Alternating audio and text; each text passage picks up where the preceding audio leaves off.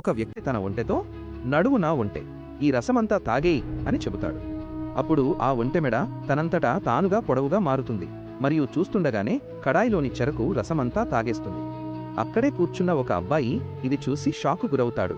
అసలు ఆ పాకం ఎక్కడికి పోయింది అని అనుకుంటూ పరుగెత్తుకుంటూ తన ఉస్తాద్ యజమాని దగ్గరకు వెళ్తాడు. ఉస్తాద్, తయారైన బెల్లం పాకం మొత్తం మాయమైపోయింది అని అబ్బాయి చెబుతాడు. దానికి ఉస్తాద్, అరే అక్కడే ఉంటుంది, సరిగ్గా చూడు అంటాడు. నేను చూశాను, అక్కడ లేదు, కడాయి కూడా లీక్ అవ్వలేదు అని అబ్బాయి సమాధానమిస్తాడు.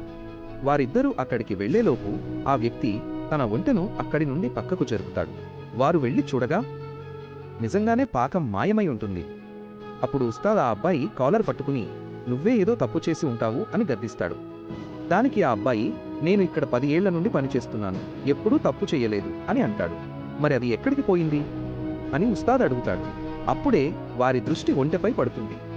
వారు ఒంటెను నిశితంగా పరిశీలిస్తుండగా దాని యజమాని వచ్చి, నా ఒంటె దగ్గర ఏం చేస్తున్నారు అని అడుగుతాడు. దీన్ని కట్టేసి ఉంచు, ఇది మా బెల్లం పాకం మొత్తం తాగేసింది అని వారు అంటారు.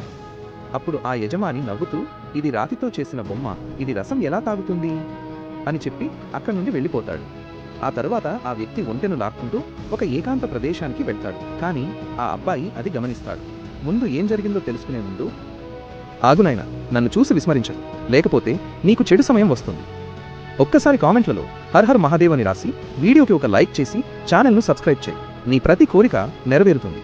ఆ వ్యక్తి ఒంటె నుండి పాకాన్ని బయటకు తీస్తుండగా వీరిద్దరూ వెళ్లి అతన్ని పట్టుకుని బాగా బుద్ధి చెప్తారు, బాగా కొడతారు.